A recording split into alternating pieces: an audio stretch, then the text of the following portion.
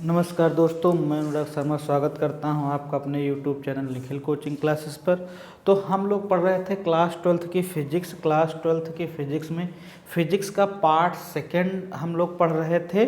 और part second में जो हमारा पहला चैप्टर शुरू हुआ था प्रकाश का परावर्तन तथा अपवर्तन, यानी कि ऑप्टिक्स हम लोगों ने शुरू कर दी थी। और इसके पहले हम लोग फिजिक्स फर्स्ट में से पहला लेसन वो भी कंप्लीट कर चुके हैं, उसमें से 15-20 न्यूमेरिकल भी सॉल्व कर चुके हैं। ठीक उसी तरीके से इसको भी जब हम लोग पढ़ लेंगे तो इसके भी न्यूमेरिकल्स तुरंत सॉल्व कर लेंगे, ठीक है ना। तो आज जो हम लोग पढ़ेंगे वो पढ़ेंगे कि फोकस दूरी तथा वक्रता त्रिज्या में संबंध। पढ़ने से पहले थोड़ा क्विक रिवीजन कर लेते हैं हम लोग। जो लोग पहली बार आए हैं वो जाके पहली वीडियोस को ज़रूर देख ले। अभी तक इसकी 2 क्लासेस हो चुकी हैं आपकी। एक में आपका परावर्तन पढ़ाया गया है, ठीक। दूसरी क्लास में आपका पढ़ाया गया है प्रतिबिंबों का बनना अवतल दर्पण तथा उत्तल दर्पण द्वारा, ठीक। और आज जो हम लोग पढ़ेंगे वो पढ़ेंगे गोलीय दर्पण की वक्रता त्रिज्या तथा फोकस दूरी में संबंध, ठीक। तो देखो गोलीय दर्पण, और सबसे पहले हम लोग क्या पढ़ेंगे अवतल दर्पण के लिए, ठीक। तो हम लोग प्रॉपर्टी जानते हैं, ये हमारा अवतल दर्पण है। उभरे हुए पृष्ठ पर कलाई कर देते हैं तो क्या बन जाता है हमारा अवतल दर्पण। तो इसका जो परावर्तन होगा वो दबे हुए पृष्ठ पर होगा। तो मान लो जैसे एक मुख्य अक्ष के समांतर कोई किरण आ रही है, OA मुख्य अक्ष के समांतर किरण आ रही है, तो वो जो किरण है वो परावर्तित होकर कहाँ से होकर जाएगी। जब कोई, आपको पता है कि जब कोई किरण मुख्य अक्ष के समांतर आती है, परावर्तन के पश्चात मुख्य फोकस से होकर जाती है, ठीक। फिर दूसरी कंडीशन ये कही जा रही है कि देखो दूसरी जो रेखा है हमारी वो है वक्रता केंद्र से होकर जा रही। तो जो किरण वक्रता केंद्र से होकर जाती है वो परावर्तन के पश्चात अपने ही मार्ग पर वापस लौट जाती है, ठीक। ये जो साइन यहाँ पर हमारे ऐसे बने हैं वो इसलिए बने कि ये किरण जा रही है और अपने मार्ग पर वापस आ रही, इसका मतलब ये है। अब यही जो वापस आ रहा वक्रता केंद्र से होकर जाने वाले ही रेखा जो होगी वही हमारा इस पर अभिलंब का कार्य करेगी। ये जो होगी अभिलंब का कार्य करेगी। तो देखो ये जो हमारी OA है वो है आपतित किरण। क्या है? आपतित किरण। OA जो है वो आपतित किरण है।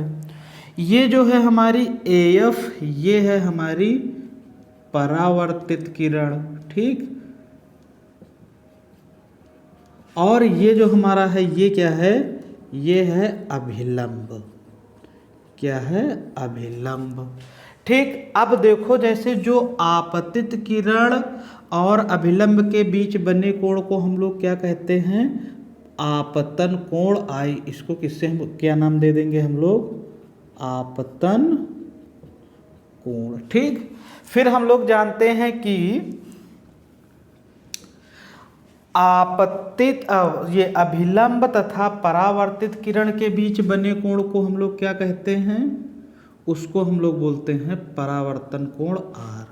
क्या बोलते हैं इसको? हम लोग क्या नाम दे देंगे? ये देखो इधर नाम हम दे रहे हैं परावर्तन कोण, ठीक। यहां तक बात क्लियर हुई कि नहीं हुई? अब देखो, ठीक। अब देखो यहाँ पर ये एंगल जो है हमारा वो I के बराबर होगा। कैसे? अगर ये एंगल I है तो ये एंगल भी I होगा। देखो कैसे? हम लोग जानते हैं कि जो समांतर रेखाएं हैं, जो मुख्य अक्ष के समांतर रेखा जा रही है, तो जो समांतर रेखा है जब इनको कोई तिर्यक रेखा काटती है, तो जब कोई तिर्यक रेखा काटती है तो देखो ये फॉर्मेट बनता है ये, और इसको हम लोग बोलते हैं एकांतर खंड कोण। तो वही सिस्टम देखो, ये 2 लाइनें इधर से जा रही हैं ऐसे, ठीक, पर एक दूसरे के समांतर है। इनको देखो ये एक तिर्यक रेखा काट रही है, ये जो वक्रता केंद्र से होकर जा रही। ये वाली अभी नहीं, इसकी हम लोग AF की बात नहीं कर रहे हैं, हम लोग किसकी बात कर रहे हैं? CA की, ठीक। तो अब देखो ये वाला जो कोण होगा, ये और ये दोनों कोण क्या हो जाएंगे?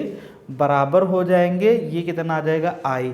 अब देखो पूरी थ्योरी समझ लो, इसी में ख़त्म हो जाएगा। जो आई है वो आर के बराबर होगा, किससे? परावर्तन के नियम से, कि आपतन कोण जो होगा वो सदैव परावर्तन कोण के मान के बराबर होगा। अब यहाँ पर देखो, जब ये कोण किसी, अब देखो यहाँ पर त्रिभुज कौन सा बनना है? CAF। अब इसमें देखो अगर दो कोण बराबर हैं तो इन त्रिभुज की दो भुजाएं भी बराबर होंगी, यानी कि ये जो बनेगा समद्विबाहु त्रिभुज बनेगा। यानी कि ये भुजा AF और ये भुजा CF ये एक दूसरे के क्या होंगी? बराबर होंगी। ठीक, अब बराबर हो जाएंगे, बस यहीं तक हो गया। अब देखो इसको हम लोग लिखेंगे कैसे, अगर पेपर में आया तो हम लोग क्या लिखेंगे कि OA, देखो ऐसे लिखना है, ये हम नहीं लिख रहे हैं, ये केवल हम ऐसे लिखेंगे। ये आपको लिखना है, नोटबुक आप बनाते चलना, नोट्स वगैरह उसी में लिखना। देखो OA एक आपतित किरण है, जो OA एक आपतित किरण है जो दर्पण के A बिंदु पर गिरती है, पड़ती है। ठीक, परावर्तन के पश्चात ये कहाँ से? ये मुख्य अक्ष के समांतर है, ऐसे लिखोगे। OA एक किरण है जो मुख्य अक्ष के समांतर आ रही है, दर्पण के A बिंदु पर गिरती है। गिरने के बाद क्या हो रहा है कि वो जो किरण मुख्य अक्ष से के समांतर होती है वो मुख्य फोकस से होकर जाती है, तो वो कहाँ? परावर्तन के पश्चात मुख्य फोकस से होकर चली जाती है। ठीक, इतनी बात होगी। फिर तथा एक दूसरी किरण जो है वो कौन सी है? AC, जो वक्रता केंद्र से होकर जा रही है। जो किरण AC है वो या CA जो है वो वक्रता केंद्र से होकर जा रही है, तो जो वक्रता केंद्र से होकर किरण जाएगी वो क्या हो जाएगी? वापस अपने ही मार्ग पर लौट जाएगी। और यही जो वक्रता केंद्र से होकर जाने वाली किरण होगी, यही हमारी किसका काम करेगी? अभिलंब का। ठीक, अभिलंब का काम करेगी। तो अब यहाँ से हम लोग लिखेंगे परावर्तन के नियम से। अब जो हमारा आ जाएगा लिखने वाला पोर्शन आ जाएगा परावर्तन के नियम से। ठीक, अब देखो परावर्तन का जो नियम हो जाएगा वो हमारा क्या हो जाएगा कि भाई परावर्तन का जो नियम हो जाएगा हमारा वो क्या हो जाएगा कि आपतन कोण, यानी कि कौन सा? कोण OAC बराबर किसके होगा? कोण CAF, यानी कि ये कोण बराबर होंगे। अब देखो ये जो है इसको हम लोग क्या नाम दे देंगे? बराबर होंगे परावर्तन के नियम से, परावर्तन के नियम से। ठीक, अब कैसे बराबर होंगे? ये जो है क्रमशः आपतन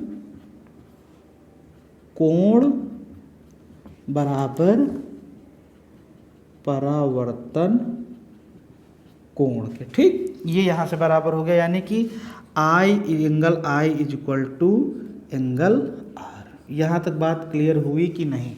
बोलो भाई। फिर इसके बाद देखो, इसके बाद क्या होगा हमारा? अब देखो जैसे फिर जो यहाँ तक हो गया एंगल I बराबर एंगल R के परावर्तन के नियम से। अब देखो जो कोण होगा आपका OAC बराबर होगा किसके? कोण ACF के। कैसे बराबर होगा? एकांतर खंड के कोण, एकांतर खंड के कोण हैं, कोण है, यानी कि जो ये वाला एंगल है ये I जो है ये इसके बराबर है। तो वही चीज़ लिखा गया, ये बराबर कैसे होंगे? एकांतर खंड के कोण के नियम से। तो ठीक, अब देखो जब, और हम जानते हैं एंगल I बराबर एंगल R के। तो देखो यदि किसी, तो त्रिभुज कौन सा लगाएंगे हम लोग? त्रिभुज CAF में लगाएंगे तो क्या हो जाएगा कि जो त्रिभुज CAF में होगा वो क्या हो जाएगा? CF इज इक्वल टू किसके हो जाएगा? यानी कि इस कोण के सामने की भुजा ये CF और इस कोण के सामने की भुजा ये वाली और इस कोण के सामने की भुजा ये वाली, इस त्रिभुज में तो होंगे एक दूसरे क्या हो जाएंगी? बराबर। तो CF बराबर क्या हो जाएगा? AF। ठीक, अब ये देखो यदि कैसे, क्यों? यदि किसी त्रिभुज के दो कोण बराबर हैं तो उनकी सम्मुख भुजाएं भी बराबर होंगी। ठीक, यानी कि AF बराबर CF। अब देखो यहाँ से एकदम लास्ट पॉइंट है हमारा कि यदि दर्पण का यानी कि जो AF है, यानी कि जो AF है ना, अब यहाँ क्या कर दे कि दर्पण का जो द्वारक है वो बहुत छोटा है, तो जो बिंदु दर्पण का द्वारक मतलब ये परावर्तक पृष्ठ जो है बहुत छोटा है, तो क्या होगा कि जो बिंदु A है वो कहाँ होगा, P के बहुत निकट होगा। समझ गए ना। अब यहाँ क्या लिखोगे, यदि दर्पण का द्वारक बहुत छोटा है तो बिंदु A ध्रुव P के बहुत निकट होगा। ठीक, तो हम लोग कह सकते हैं कि जो बिंदु होगा वो क्या हो जाएगा, F, यानी कि यहाँ देखो CF बराबर कितना है AF के, और यहाँ कितना हो जाएगा हमारा AF, यहाँ कितना हो जाएगा, देखो ऐसे लिख लो, AF बराबर हमारा कितना हो जाएगा, AF बराबर हो जाएगा FP की, है ना, और FP तो यहाँ ये CF के बराबर, तो ये हमारा AF जो है वो CF के बराबर है ही। अब यहाँ से देखो, और जो ये बराबर हो जाएगा AF बराबर CF। ठीक, यानी कि ये दूरी और ये दूरी किसके बराबर, ये वाली दूरी FP किसके बराबर हो गई, CF के बराबर हो गई। अब हम लोग जानते हैं कि जो CF है वो क्या होगा, CP का आधा।